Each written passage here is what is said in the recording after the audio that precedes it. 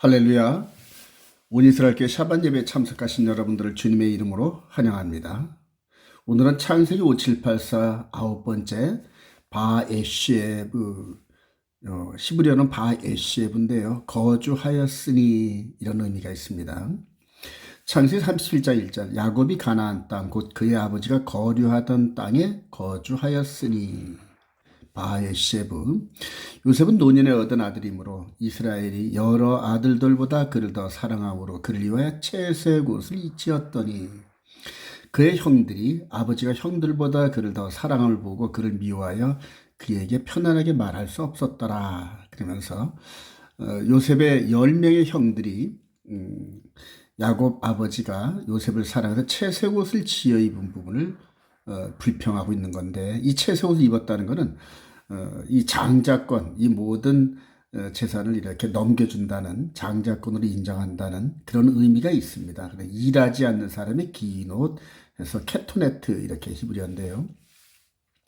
자, 오늘의 이 토라 포션은 요셉의 이야기를 시작을 해서, 요셉의 이야기 시작해서 중간에 갑자기 유다와 다말 이야기가 나오면서 그 다음에 애굽으로 끌려가는 요셉 이야기가 시작되죠. 애굽으로 끌려가는 요셉. 동시에 은전 20냥에 팔렸던 요셉이 바로 예수 그리스도께서 은전 30냥에 팔려서 착고에 채이고 사슬에 매이는 이런 그 과정과 동일한 그러한 그 예언적 그림이라 해서 상당히 의미가 있습니다. 마태복음 26장 14절에 보면은 예수님이 이렇게 팔리는 과정에서 그때 12 중에 하나인 가롯 유다라 하는 자가 대제사장들에게 말하되 내가 예수를 너에게 넘겨주리니 얼마나 주려냐 하니 그들이 은 30을 달아주거늘 그가 그때부터 예수를 넘겨줄 기회를 찾더라.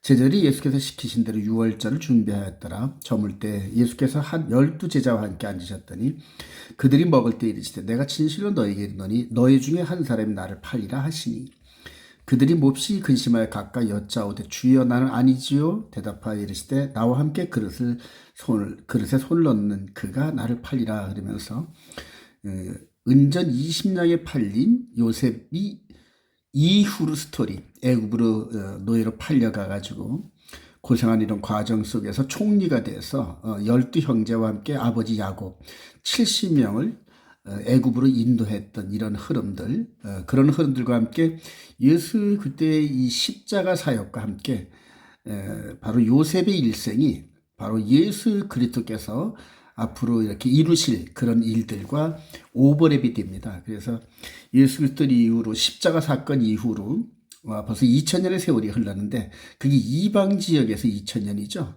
바로 요셉도 17살에 은전 20냥에 팔려서 애굽에 내려가서 나중에 430년 후에 유골의 형태로 가나안 땅 출발했던 세겜 땅에 와서 장사 지내는 이런 큰 흐름의 과정이 바로 앞으로 예수 그리스도께서 이루실 그런 영적 사역을 미리 보여주는 이 예언적 그림이라는 데 큰 의미가 있습니다. 자, 이스라엘 12아들 중에 장자는 요셉이다. 이렇게 선언을 했는데 창세기 35장 19절 라헬이 죽음에 에브랏 곧 베들레헴 길에 장사되었고 야곱이 라헬의 묘에 비를 세웠더니 지금까지 라헬의 묘비라 일컫더라. 이스라엘이 그 땅에 거주할 때 루벤이 가서 그의 아버지 첩 비라와 동침하며 이스라엘이 이를 들었더라. 루벤이 육신적으로 장자죠. 근데 첩 비라와 동침을 한 거예요. 그러니까 장남이 아버지 첩을 범한 사건이 벌어져가지고 이것을 야곱이 들었더라. 그래. 여러분들 한번 생각해 보세요. 자기 첩을 아들이 가서 범했고 둘이 이렇게 간통을 했다는 이런 사실이 아버지로서는 얼마나 치욕적일까요? 근데 그거를 말을 못하고 야곱이 마지막 때 이 12아들을 축복할 때 루벤에 대해서 저주 비슷하게 예언을 하는 장면이 나옵니다. 창세기 49장 3절 루벤아 큰아들아 너는 내 장자요 내 능력이요 내 기력이 시작이라 위풍이 월등하고 권능이 탁월하다마는 그래요. 그러나 그래요. 물의 끓음 같았은데 너는 탁월하지 못하리니 내가 아버지 침상에 올라 더럽혔음이로다. 그가 내 침상에 올랐었도다. 그러면서 일평생 살으면서 이 장자 루벤이 자기 저 비라를 범한 사건을 아주 치욕으로 여겼다는 겁니다. 치욕으로 여겼다는 이런 얘기죠. 그래서 그 평상시 먹었던 그 마음이 마지막 열두 아들을 축복할 때 장자인 루벤이 이 장자권에서 탈락하는 이제 이런 예언을 하죠. 자, 역대상 1장에 보면은 이스라엘의 장자 루벤의 아들들은 이러하니라. 루벤은 장자라도 그의 아버지의 침상을 더럽혔으므로 장자의 명분이 아브라함부터 시작해서 이삭, 야곱, 그 다음에 요셉으로 12형제 중에 요셉에게 장자의 명분이 돌아가는 이런 흐름들이죠. 이스라엘 아들 요셉의 자손에게로 돌아가서 족보에 장자의 명분대로 기록되지 못하니라. 유다는 형제보다 뛰어나고 주권자가 유다에게서 났으나 장자의 명분은 요셉에게 있느니라. 이 장자의 명분이 아주 굉장히 중요합니다. 그래서 이 아브라함과 이삭으로 흐르는 이 장자 흐름 속에서 나중에 하늘의 장자이신 예수 그리스도와 연결되는 흐름들이 있습니다. 자, 장자의 비전을 받는 이 요셉. 그러니까 아버지가, 이 육신적인 아버지 야곱이 요셉에게 장자권을 이렇게 위임함과 동시에 하나님께서도 그걸 인정하면서 그대로 이걸 꿈으로 보여주는데, 창세기 30장 6절 이하에 요셉이 그들에게 이르되 청하건대 내가 꾼 꿈을 들으시오. 우리가 밭에서 곡식단을 묶더니 내 단은 일어서고 당신들의 단은 내 단을 둘러서서 절하다이다. 그의 형들이 그에게 이르되 내가 참으로 우리의 왕이 되겠느냐, 참으로 우리를 다스리게 되겠느냐 하고 그의 꿈과 그의 말로 말미암아 그를 더욱 미워하더니 요셉이 다시 꿈을 꾸고 그 형들에게 말하 이르되 내가 또 꿈을 꾼즉 해와 달과 11별이 내게 절하여더이다 하니 그의 형들은 시기하되 그의 아버지는 그 말을 간직해 두었더라. 그래요. 자, 여기서 요셉이 아버지로부터 마음속에서 장자를 이렇게 인정받는데 하나님께서도 12아들 중에서 요셉을 장자로 인정을 하면서 꿈을 주십니다. 꿈을.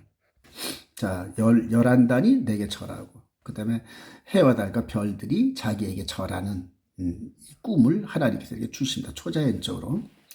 자, 그러면서 아버지는 그 꿈에 대해서 이렇게 듣고 난 다음에 그거를 심상히 여기질 않고 생각을 했다는데 바로 야곱이 아버지가 한 30년 전쯤에 이렇게 혀를 다니신 외삼촌 라반의 집으로 갈 때 바로 베델에서 꿈에서 하나님을 만나는 이런 것들을 연상을 합니다.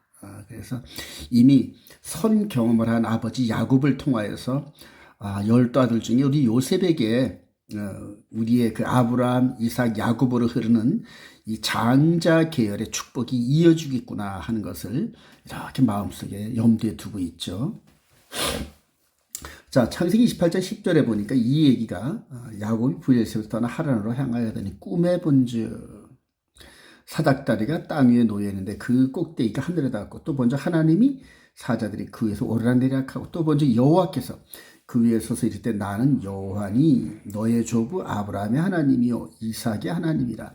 내가 누워있는 땅을 내가 너와 네 자손에게 주리니 네 자손이 이 땅에 티끌같이 되어 내가 서쪽과 동쪽과 북쪽과 남쪽으로 퍼져나갈지며 땅의 모든 족속이 너와 네 자손으로 말미암아 복을 받으리라. 그러면서 야곱이 12아들 중에 누가 이 가업을 이 하나님의 가업을 이어받을까 하면서 유심히 생각하고 있었죠. 그러니까 더욱더 요셉을 아끼고 사랑하게 되죠. 자, 그런데 이 10명의 형과 이 요셉이 충돌하는 장면이 나옵니다. 창세기 37장 18절 이하에 요셉이 그들에게 가까우기 전에 그들이 요셉을 멀리서 보고 죽이기를 꾀하여 자, 그를 죽여 한 구덩이에 던지고 우리가 말하기를 악한 짐승이 그를 잡아먹었다 하자 하는지라. 그의 꿈이 어떻게 된지를 우리가 볼 것이니라. 요셉이 형들에게 이르매 그의 형들이 요셉의 옷 곧 그가 입은 채색 옷을 벗기고 그를 잡아 구덩이에 던지니 그 구덩이 빈 것이라 그 속에 물이 없었더라. 그러면서 이 형들에 의해서 이렇게 이 요셉이 세겜의 우물 깊은 곳에 이렇게 던져지는데 이때 만약 물이 있었더라면 죽었겠죠. 그만큼 이 10명의 형과 이 요셉의 관계가 아주 좋지 않았다는 얘기죠. 어머니가 서로 다르거든요. 이거는 야곱과 에서가 복중에서부터 싸워가지고 나와서 팥죽 한 그릇에 장자권을 산 이 야곱, 이 얘기와 또 이후로 10명의 형과 요셉이 이 장자권 다툼에서 이어지는 걸 볼 수가 있어요. 그래서 주인이 뭐 할 거냐 하면서 미디안 이 애굽으로 내려가는 장사꾼한테 은전 20냥에 팔아서 이 요셉이 이렇게 쇠사슬에 묶여가지고 애굽으로 내려가는 이런 부분들이 되죠. 자, 창세기 37장 26절 유다가 이르되 우리가 우리 동생을 죽이고 그의 피를 덮어둔들 무엇이 유익할까? 자, 그를 이스마엘 사람에게 팔고 그에게 우리 손을 대지 말자. 그는 우리의 동생이 우리의 혈육이라. 형제들이 청종하였더라. 그때 미디안 사람 상인들이 지나가고 있는지라 형들이 요셉을 구덩이에서 끌어올리고 은 20에 그를 이스마엘 사람에게 팔매 그 상인들이 요셉을 데리고 애굽으로 갔더라. 그래요. 자, 그래서 유다가 형들 중에 네 번째 서열인 유다가 은전 20냥에 이 요셉을 팔기를 제안하는데 바로 예수님을 판 자도 이름이 유다라는 그 자체가 상당히 의미가 있습니다. 그리고 이렇게 끌려가서 17살 때 끌려가가지고 22년 후 이 요셉의 나이가 40대쯤 됐을 때 아버지 야곱과 함께 11명의 형제들이 애굽으로 그대로 이사 와가지고 한 70명 정도의 야곱의 가족들이 애굽에 심기어지는 이제 이런 모습을 볼 수가 있습니다. 자, 이것을 그 후로 이 시편 기자가 시편 105편 17편에 그가 하나님께서 한 사람을 앞서 보냈으며 요셉이 종으로 팔렸도다. 그의 발은 착고를 차고 그의 몸은 쇠사슬에 매었으니 곧 여호와의 말씀이 응할 때까지라. 그의 말씀이 그를 단련하였도다. 이에 이스라엘이 애굽에 들어가며 야곱이 함의 땅에 나그네가 되었도다. 노예가 됐다는 얘기죠. 하나님께서 이런 모든 일들을 이렇게 주관하시면서 하나님 목표하신 대로 이 장자 요셉을 은전 20냥에 팔려가지고 애국으로 보내면서 22년 후에 총리가 되게 하고 그 가족들을 하나님께서 아브라함에게 약속하신 대로 이방에서 4대 만에 돌아온다. 이방의 객이 되어 4대 만에 돌아오게 해 주시겠는데 왜냐하면 가나안 땅이 7족속이 아직까지 그 죄악이 관영하지 않았기 때문에 그렇다 하고 약속을 했죠. 헤브론 언약에서. 그런 그 언약이 현실적으로 진행돼가는 과정들이 요셉을 통해서 나타나고 있는 겁니다. 자, 그 사이에 이 요셉 얘기 사이에 창세기 38장 이 부분에서 유다의 이야기가 나옵니다. 뜬금없이. 자, 해산할 때 손이 나온지라 산파가 이는 먼저 나온 자라 하고 홍색 실을 가져다 그 손에 메었더니 그 손을 도로 들이며 그의 하고 나온지라 산파가 이르되 내가 어찌하여 터뜨려 나오냐 하였으므로 그 이름을 베레스라 불렀고. 바로 이 유다의 며느리 다말이 바로 유다의 아들이 둘 죽고 하나 남은 그 아들을 주질 않고 있어가지고 이렇게 창녀로 가장을 해가지고 유다와 시아버지 유다와 관계를 맺고 그들의 베레스를 낳는 이런 장면입니다. 자, 근데 룻기서 4장 18절에 베레스의 계보는 이러하니라. 베레스가 시아버지와 불륜 사이에서 낳았던 다말의 아들 이 베레스가 이제 계보를 이루면서 베레스는 헤스론을 낳고 헤스론은 람을 낳았고 람은 암미나답을 낳았고 그 다음에 22절에 오벳은 이세를 낳고 이세는 다윗을 낳았더라. 이러면서 이 라인을 통하여 유다 지파를 통하여서 다윗 왕이 등장하는 장면을 보게 됩니다. 다윗이 소년일 때 기름 부음을 받고 사무엘 선지자로부터 기름 부음을 받고 아버지 심부름을 갔던 차에 이 골리앗이 하나님 여호와 이름을 망령되이 일컬으면서 40일 동안을 이 사울왕과 대적하면서 이스라엘을 모독하는 이제 이런 장면들이 나오는데 여기서 물맷돌로 이 골리앗을 쓰러뜨리고 그리고 유다 지파를 통하여서 나중에 유다가 왕이 되죠. 그리고 이 왕의 계열을 통하여서 드디어 왕이신 온 우주의 왕이신 아기 예수께서 유다 지파를 통하여서 있는 두 사람을 통하여서 이렇게 옵니다. 전부 이 주님께서 여기까지 이렇게 오시는 과정들 그래요. 히브리서 7장 14절에 우리 주께서는 유다로부터 나신 것이 분명하도다.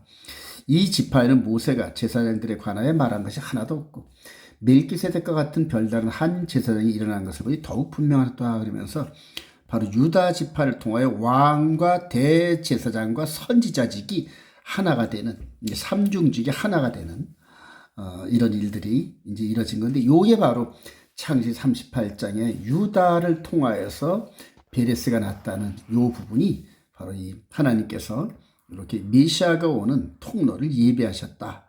이제 이런 흐름이 되죠. 자, 더불어서 또 창세기 39장에 계속 요셉이 이게 나옵니다. 야곱과 함께 하셨듯이 야곱이 이삼촌 라반의 집에서 20년 동안 함께 했었죠. 하나님께서. 그 어려운 가운데서도 이렇게 많은 재산과 함께 12아들 4명의 부인과 많은 재산들과 인원들을 데리고 나오는, 이게 바로 하나님께서 야곱과 함께 하셨던, 왜냐하면 야곱이 장자니까.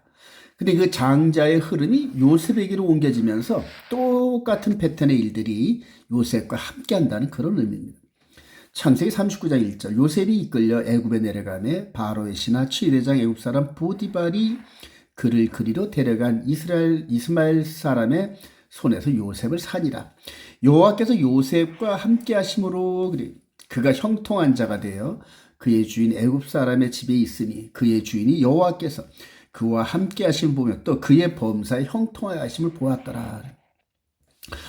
저와 여러분들 하나님의 형통을 생각한다면 범사의 복도 받고 승승장구가 잘 되는, 고생 없는 이런 의미잖아요. 그런데 요셉과 함께 하셨던 하나님은 달라요. 17세 때 노예로, 그 재벌의 아들 같은 이 요셉을 이렇게 노예로 팔아가지고 17세 때 끌려와서, 이때 노예 생활은 거의 죽은 목숨입니다. 죽은 목숨. 그래서 형들도 그 이렇게 죽일 바에야 애굽에 내려가서 죽게 해라 그러면서 종으로 팔렸죠. 그런데 이 보디발의 집에 팔리면서 가정 총무로 시작을 해가지고 이게 하나님, 그러니까 이 아브라함과 이삭, 야곱의 집의 흐름은 여호와의 도라는, 여호와의 도, 창세기 18장 19절이죠. 하나님께서 주셨는데 여호와의 도를 의와 공도의 삶을 살게 하는 하나님의 법입니다. 이제 이 법이 이스라엘 백성들을 통해서 이제 우리들에게 예수의 그리스도 안에서 우리들에게 전해지는 참으로 하나님의 품성을 드러내는 공의로운 법, 의로운 법, 거룩한 법이죠. 그게 아버지 야곱으로부터 이렇게 흘러서 이 요셉의 몸에 배어 있었습니다. 그래서 어디 가든지 착실하고 근실하고 하나님 앞에 죄를 안 지려고 하는 이런 자세, 이게 다른 사람들하고 다르지 않습니까?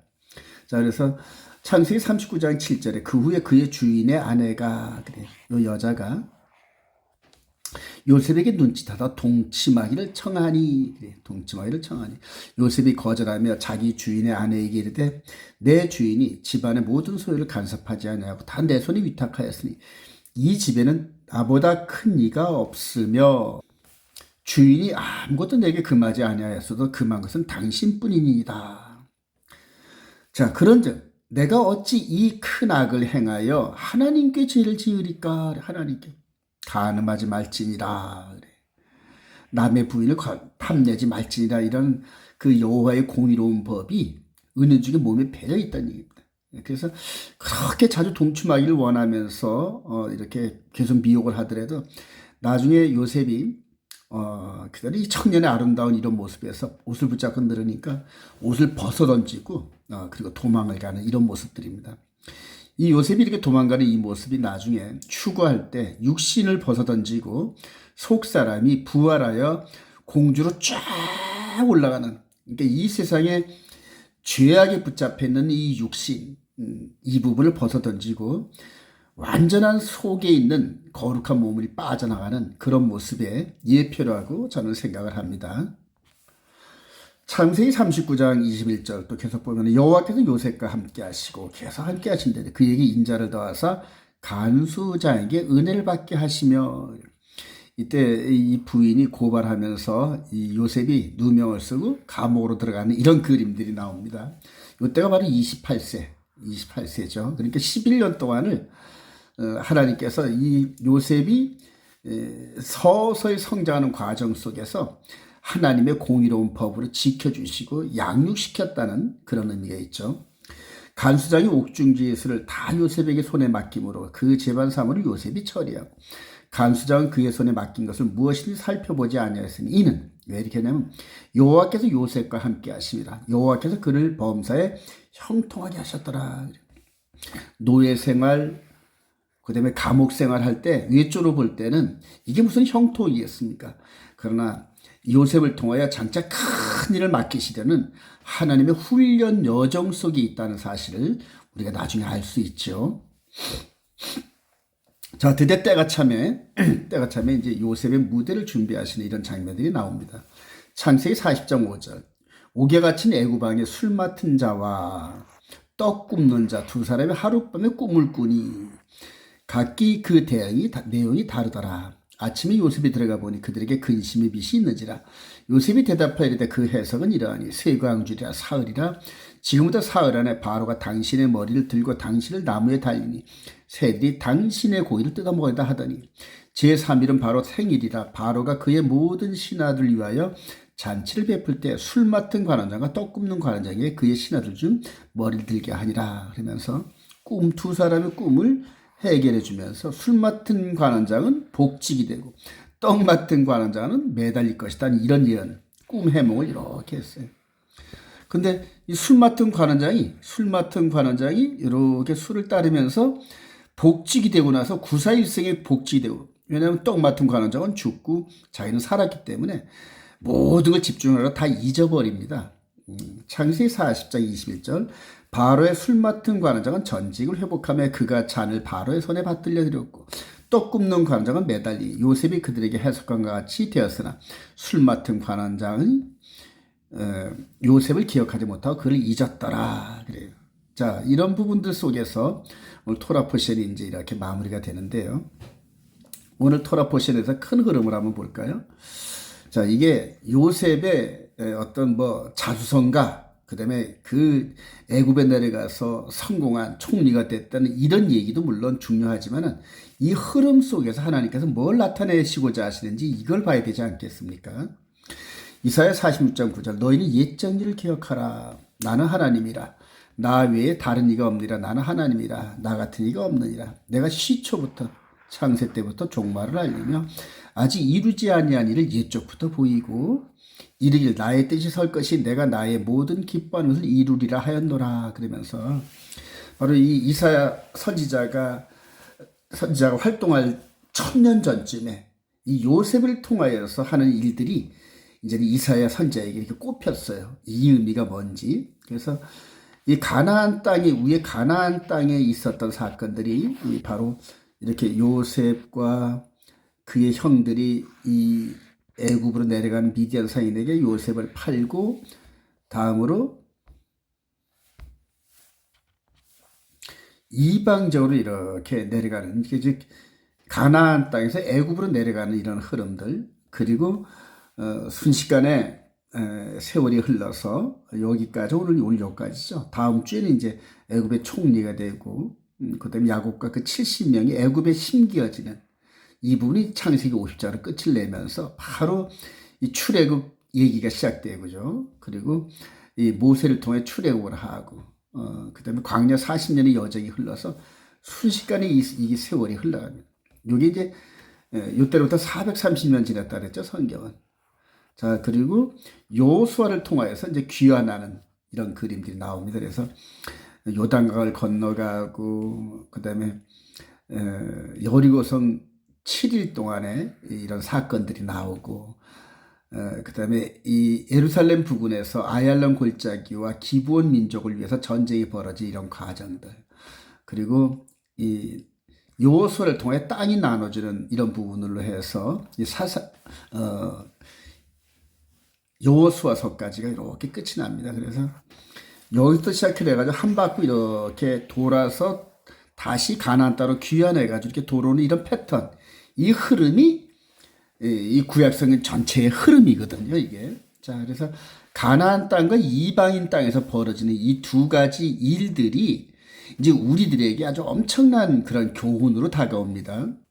다시 한번 말씀드리자면은 이 장자로 선택된 그 인물은 이방 지역으로 끌려가가지고 이방 지역에서 신부를 구해와서 다시 귀환하는 이런 큰 흐름들인데, 이 흐름은 너무 방대해가지고 110년을 살았던 이 요셉 한 사람으로서는 이 그림이 안 나와서 이렇게 쭉 그림 속에 나중에 이 요수아가 바로 이 요셉의 두 아들 므낫세와 에이프라임인데요.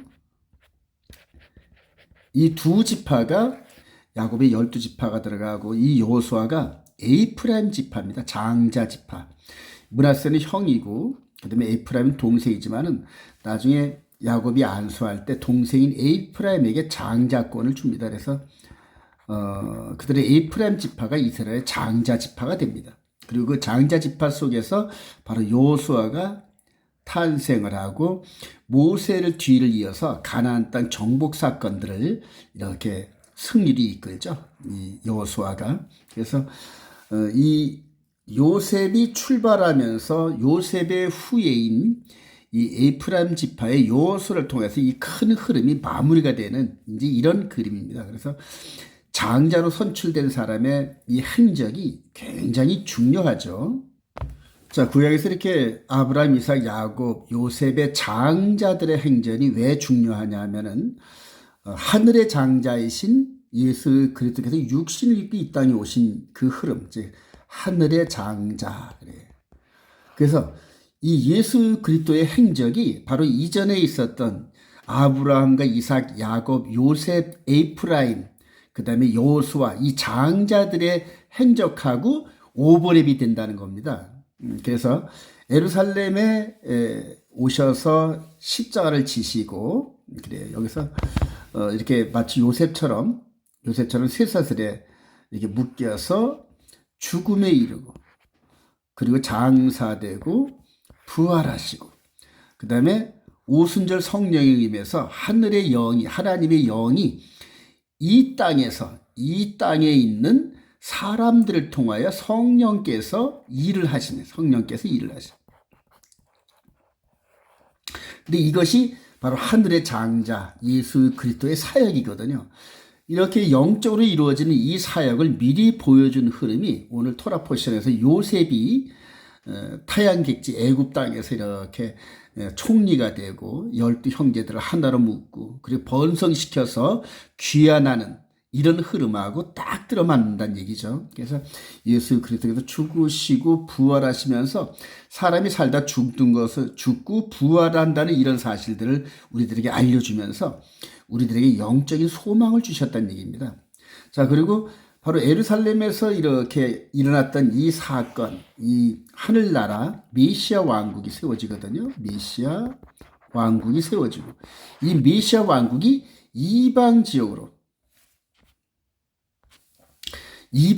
복음이 흘러가죠. 이방인의 사도, 바로 바울 사도를 통해서 이방인에게 복음이 증거되면서 바로 이렇게 이스라엘 백성들의 장자들의 행진의 실제적인 그러한 그 영적인 사실들을 이제 이방 지역에 선포하는 겁니다. 그리고 바로 계시록 1장에서 요한 사도가 바로 이 멜기세덱 반차의 대제사장인 예수 그리스도 오른손의 7별과 그다음에 7천사를 통하여 교회, 에베소, 서머나, 버가모, 두아디라, 사데, 빌라델피아, 그다음에 라우디게 7교회를 이렇게 통솔하시면서 역사를 이끌어 가시는 그런 장면들이 봅니다. 그래서 이 밑에 있는 그림은 요셉이 애굽에 끌려가서 있었던 그 상황들을 영적으로 재현하는데, 예수 그리스도께서 이렇게 하나님의 본체라 하시더라도 인간의 몸으로 오셔서 죽기까지, 십자가에서 죽기까지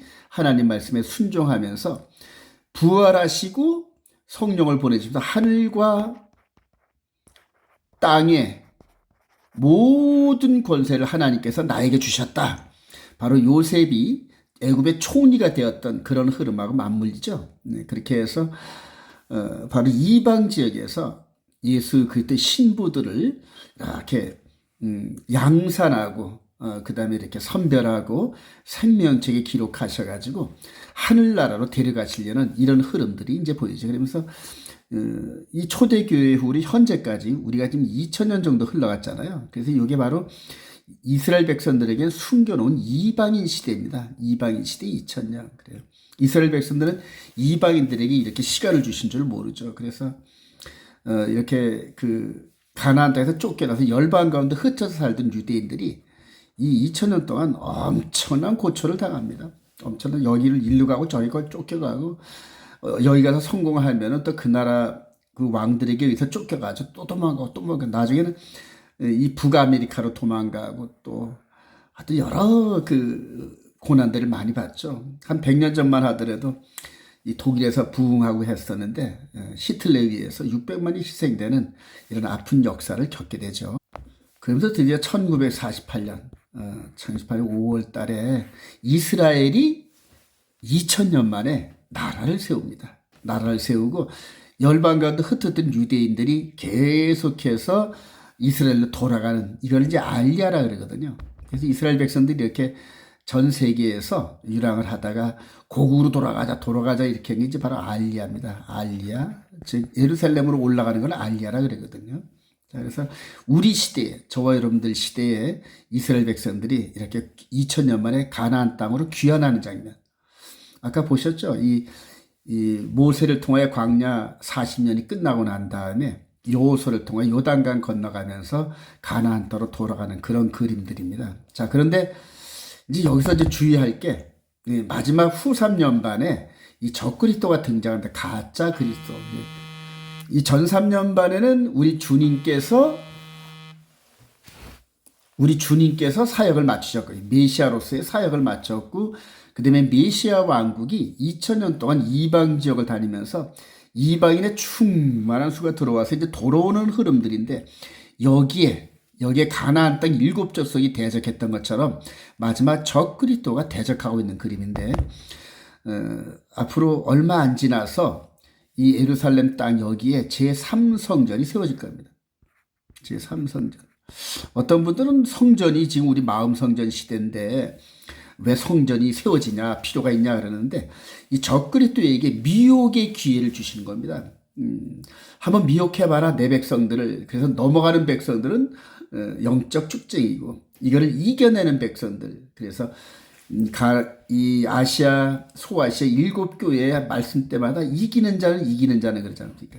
그래서 이기는 백성들 말씀을 통하여 요셉처럼 단련돼서 세상의 악으로부터 이겨내는 그 백성들을 얘기하는 거죠. 그래서 마지막에 참 저와 여러분들 세대에 이제 우리 주님이 오실 날이 얼마 안 된 이 상태에서 제3성전이 세워지고 그 다음에 엄청난 능력과 권세를 가진 적그리스도가 등장하면서 자기에게 맡겨진 시간 3년 반을 완전히 속임수로, 그러니까 거짓의 아비거든요. 마귀가. 그 마귀가 이 세상을 3년 반 동안 지배한다 한번 보세요. 그러면 얼마나 거짓이 넘칠까요? 근데 그 거짓의 그 여파가 지금 현재 아주 갑작스럽게 전 세계를 막 온갖 속임수와 혼란 속으로 막 집어넣지 않습니까?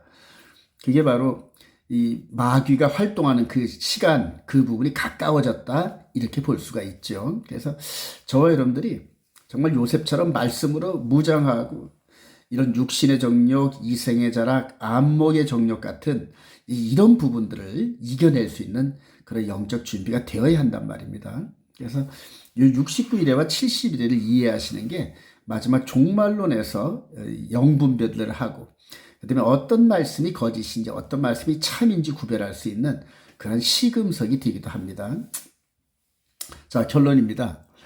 인내로 고난의 훈련을 이겨내고 그리스도의 고난과 영광에 동참하는 성도들이 됩시다. 요셉이 바로 하나님께서 이렇게 주시는 인내의 기간, 고난의 훈련을 이겨내면서 총리가 되고 그 총리가 돼서 그 아버지와 그 형제들 한 70명의 이 가나안 땅에 살고 있는 이 혈육들을 애굽으로 이끌어가는 그런 가이드 역할을 했는데 이제 저와 여러분들은 이 시대에 마귀의 진영과 싸워서 이겨내는 이제 그런 훈련들을 해야 될 겁니다. 로마서 8장 12절 그러므로 형제들아 우리가 빚진 자로 돼 육신에게 져서 육신대로 살 것이 아니라 너희가 육신대로 살면 반드시 죽을 것이로되 너희가 육신대로 살면 반드시 죽을 것이로되 그래요. 영으로서 몸의 행실을 죽이면 살리니 무릇 하나님의 영으로 인도함을 받는 사람은 곧 하나님의 아들이라. 너희는 다시 무서워하는 종의 영을 받지 아니하고 양자의 영을 받았으므로 우리가 아빠 아버지라고 부르짖니라. 성령이 친히 우리 영과 더불어 우리가 하나님의 자녀인 것을 증언하시나니 자녀면 또한 상속자 곧 하나님의 상속자요 그리스도와 함께 한 상속자니 우리가 그와 함께 영광을 받기 위하여 고난도 함께 받아야 할 것이라. 그래요. 아까 야곱으로부터 요셉으로 장자권이 흐르면서 기업을 이어받는 이제 저와 여러분들은 하늘의 장자신 예수를 통하여서 우리가 기업을 잇는 그래서 기업을 잇는 백성들은 반드시 하나님께서 거기에 걸맞는 영적 훈련을 시키신다는 거예요. 그래서 이 바울 사도도 엄청난 고난 가운데 복음을 증거하면서 이런 과정, 요셉이 겪었던 어려운 과정을 겪어내면서 하늘의 소망이 그 안에 꽉 들어찼어요. 요셉이 이렇게 17살에 끌려가가지고 22년 후에 형제들의 중심이 됐던 것처럼 이제는 예수 그리스도께서 이방 지역을 한 바퀴 돌고 난 다음에 나중에 3년, 후 3년 반에 이스라엘 백성들 가운데 남은 자들을 결집시켜서 정말 이스라엘과 이방인을 연합시키는 아주 극적인 장면이 예루살렘 이스라엘에서 이루어질 텐데 동시에 적그리스도가 등장해서 그 진영을 공격하는 마지막 후 3년 반에 엄청난 환란의 시간이 다가오는데 하나님께서는 그때 이 적그리스도 진영과 대적해 싸워 이길 수 있는 사람들을 지금 영적인 훈련을 시키고 있다는 얘기입니다. 베드로전서 4장 12절 사랑하는 자들아 너희를 연단하려고 오는 불시험을 이상한 일 다하는 것 같이 이상히 여기지 말고 오히려 너희가 그리스도의 고난에 참여하는 것으로 즐거워하라. 도리 즐거워하라잖아요. 이는 그의 영광을 나타내실 때 너희로 즐거워하고 기뻐하게 하려 함이라. 너희가 그리스도의 이름으로 치욕을 당하면 복 있는 자로다. 영광의 영 곧 하나님의 영이 너희 위에 계심이라. 그러면서 이 고난의 과정을 거치면서 이렇게 12 형제들이 이렇게 기쁨으로 맛보는 이 순간이 앞으로 예수 그리스도를 중심으로 저와 여러분들이 기쁨을 맛보는 소망 가운데 하나거든요. 그래서 이런 것들이 말씀을 통하여 우리들에게 확신을 준다는 얘기입니다. 야고보서 1장 2절 야고보 사도도 또 동일하게 말하는 내 형제는 너희가 여러 가지 시험을 당하거든 온전히 기쁘게 여기라. 이는 너희 믿음의 시련이 인내를 만들어낸 줄 너희가 알미라. 인내를 온전히 이루라. 이는 너희로 온전하고 구비하여 조금도 부족함이 없게 하려 함이라. 시험을 참는 자는 복이 있나니 이는 시련을 견디어낸 자가 주께서 자기를 사랑하는 자들에게 약속하신 생명의 면류관을 얻을 것이기 때문이라. 그래요. 바울사도는 다른 곳에서 그럽니다. 우리가 현재 당한 고난은 장차 우리가 받을 이 영광에 비하면 비교할 수 없다 그럽니다. 사랑하신 여러분, 저와 여러분들이 이 땅에서 예수 그리스도를 믿으면서 육신의 여러 가지 이런 범사의 복을 바라서는 영적인 성장이 안 됩니다. 말씀대로 살면서 때로는 의롭게 살고자 하는 자는 핍박을 겸하여 받는 이런 아픈 여정 속에서 단련되는 믿음의 강함. 이게 이제 성령 충만이거든요. 말씀 충만, 말씀 순종, 그런 가운데서 주시는 강력한 영적인 능력으로 마지막 때 하나님께서 이 시대를 이끌어 가시는 그런 사람들과 함께 모여서 큰 일을 이루면서 하나님께 영광 돌리는 저와 여러분 되실 주님의 이름으로 축원드립니다.